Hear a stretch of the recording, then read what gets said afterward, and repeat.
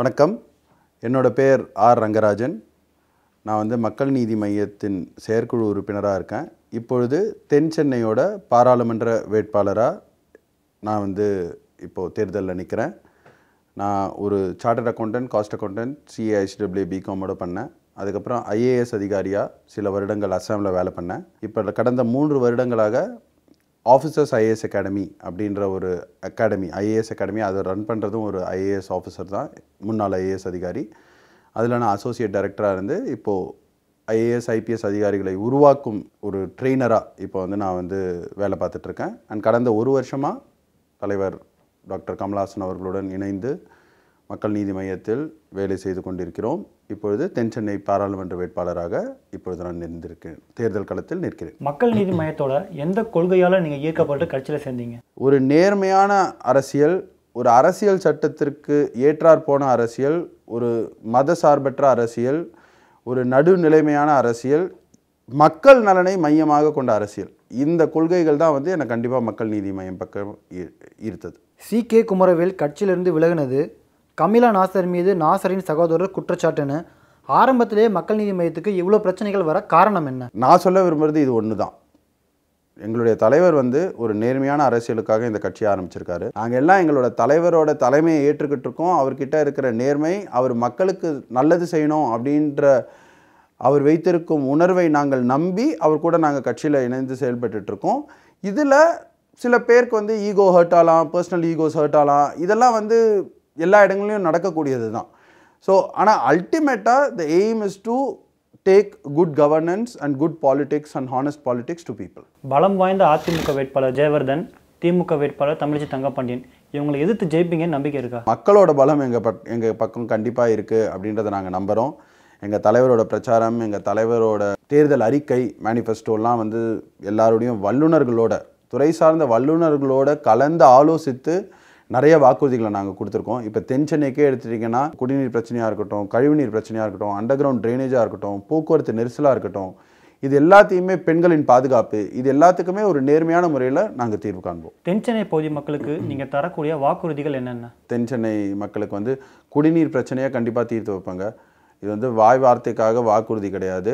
Professor Janakarajan, engineer Veerappan போன்ற வல்லுநர்கள் இருக்கிறார்கள். அவர்களுடன் எங்கள் தலைவர்லாம் வந்து பேசின பேட்டிலாம் வந்து ஒரு வருஷத்துக்கு முன்னாலே, இது தேர்தலுக்காக செஞ்சதில்லை, போன ஏப்ரல் மாதமே காவிரி பிரச்சனை தலைவிரித்து ஆடிய பொழுது அவர்களோட பேசி இதற்கான நிரந்தர தீர்வு என்ன அப்படின்ட்டு டிஸ்கஸ் பண்ணிவிட்டு இப்போ கூட நாங்கள் டச்சில் தான் இருக்கோம் அவங்களோடலாம். நிச்சயமாக குடிநீர் பிரச்சனையை இந்த நீர்நிலைகளெல்லாம் பராமரித்தா குடிநீர் கண்டிப்பாக வரும்.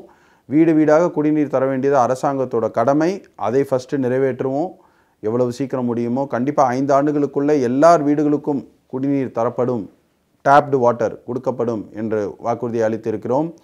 கழிவுநீர், அண்டர் கிரவுண்ட் ட்ரைனேஜ் நிறைய இடத்துல இல்லை. இப்பயும் அந்த சோழிங்கநல்லூர், விருகம்பாக்கம், வேளச்சேரி போன்ற ஏரியாக்கள்லாம் வந்து சென்னை கார்ப்பரேஷனில் இணைச்சி கிட்டத்தட்ட 7-8 வருஷம் ஆகுது. ஆனால் அத்தியாவசிய தேவைகள் அங்கே இன்னும் வரல. அதை செய்வோம். இந்த தென் சென்னையில் அவ்வளவு குடிசைப்புறங்கள் இருக்கிறது. குடிசை இல்லா தமிழகம் கண்டிப்பாக 5 ஆண்டுகளுக்குள் காண்போம் என்றும் வாக்குறுதி கொடுத்திருக்கிறோம். இதற்கு வந்து பசுமை வீடு போன்ற திட்டங்கள், முந்தைய அரசாங்கத்தால் எடுக்கப்பட்ட திட்டங்களையும் வந்து நாங்கள் செயல்படுத்துவோம். அதுவே வந்து மையத்துக்கான சிறந்த உதாரணம். இதுக்கு முன்னால் இருந்த அரசாங்கங்கள் நல்ல திட்டங்களை ஆரம்பித்து அதை கைவிட்டுட்டாங்கன்னா அரசியல் காரணங்களுக்காக நாங்கள் அதை வந்து கைவிட்டுற மாட்டோம். அந்த திட்டங்களை எடுத்து அதை சீர் செய்து அதை கண்டிப்பாக இம்ப்ளிமெண்ட் பண்ணுவோம். ஸோ குடிநீர், கழிவுநீர், போக்குவரத்து நெரிசல், பெண்களுக்கான பாதுகாப்பு, மீனவர்களுக்கு வந்து 2 ஆண்டுகளுக்குள் புயலால் பாதிக்கப்படாத வீடுகள், அவர்களுக்கு வந்து அவர்களுடைய வருமானம் இம்ப்ரூவ் ஆகிறதுக்கு, இரட்டிப்பாவதற்கு என்னென்ன நடவடிக்கை எடுக்க வேண்டுமோ அது எல்லாத்தையும் எடுப்போம். ஸோ அனைத்து தர மக்களுக்கும், சவுச்சென்னையில் இருக்கிற அனைத்து தர மக்கள், அனைத்து வயது மக்கள், பெண்களுக்கு குறிப்பாக எல்லாருக்கும் வந்து நாங்கள் சொன்ன வாக்குறுதிகளை கண்டிப்பாக நிறைவேற்றுவோம். தோல்வி பயத்தினால தான் கமல்ஹாசன் தேர்தலில் நிற்கலை அப்படின்னு சொல்லப்படுது. இது எந்த அளவுக்கு உண்மை? நாங்கள் செயற்குழுவில் இது விவாதிக்கப்பட்டது. நாங்கள் செயற்குழுவில் நாங்கள் எல்லோரும் சேர்ந்து தலைவருக்கு பரிந்துரையும் செய்தோம். நாள் கம்மியாக இருக்குது, உங்களோட பிரச்சாரம் எல்லா தொகுதியிலையும் முக்கியம், உங்களோட இலக்கு தமிழக சட்டமன்றம், தமிழக தேர்தல். இப்போ ஆனால் பாராளுமன்றத்தில் தமிழகத்தின் உரிமைகளை காப்பதற்கு சிறந்த வேட்பாளர்களை நீங்கள் நிறுத்தியிருக்கீங்க, அவங்க எல்லாருக்கும் நீங்கள் பிரச்சாரம் பண்ணணும் அப்படின்றதுனால அதையும் அவர் கன்சிடர் பண்ணிவிட்டு அதனால தான் தேர்தலில் நிற்கலையே தவிர தோல்வி பயம் அப்படின்றதெல்லாம் வந்து இடமே கிடையாது. நாங்கள் நேர்மையாக ஃபைட் பண்ணுறோங்க. எங்களுக்கு எதுக்கு தோல்வி பயம்? நேர்மையாக ஃபைட் பண்ணுறோம். மக்கள் ஆதரவு தருவார்கள் என்று நம்புகிறோம். ஜெயிச்சாலோ தோத்தாலோ அதை பற்றி கவலை இல்லை. கண்டிப்பாக மக்களுக்கு என்ன பணி செய்யணுமோ, இப்போ கிராம சபை இந்த கேள்விகள் சட்டசபையில் எழுப்பினது இதெல்லாம் வந்து தேர்தலை கருத்தில் கொண்டு இல்லையே, மக்களுக்கு நல்லது பண்ணோம் அப்படின்ற இன்டென்ஷனோடு தான். ஸோ அந்த வேலை தொடர்ந்து நடந்து கொண்டிருக்கும். ஆனால் அதிமுக இல்லாட்டி திமுக, திமுக இல்லாட்டி அதிமுக, இதான் மக்களோட நிலைப்பாடு ரொம்ப வருஷமாகவே இருக்குது. இது எப்படி நீங்கள் மாற்ற முடியும்னு நினைக்கிறீங்க? கண்டிப்பாக இது மாறும் என்பதில் எந்த விதமான ஐயமும் இல்லை. ஏன் இது வரைக்கும் மாறல அப்படின்ட்டு நிறைய பேர் கேட்குறாங்க. ஏன்னா இது வரைக்கும் ஆல்டர்னேட்டிவே இல்லை தமிழ்நாட்டில். சுய லாபத்துக்காகவும் தங்களோட கட்சியை காப்பாற்றணும், தங்களோட குடும்பங்களை காப்பாற்றிக்கணும், வளர்த்துக்கணும் அப்படின்றதுக்காக தான் மற்றவங்க அரசியல் செஞ்சுட்டு இருக்காங்களே தவிர, நேர்மையான ஒரு அல்டர்னேட்டிவ், நேர்மையான ஒரு மாற்று மக்களுக்கு இது வரைக்கும் கொடுக்கப்படவே இல்லை. இப்போ இருக்குது.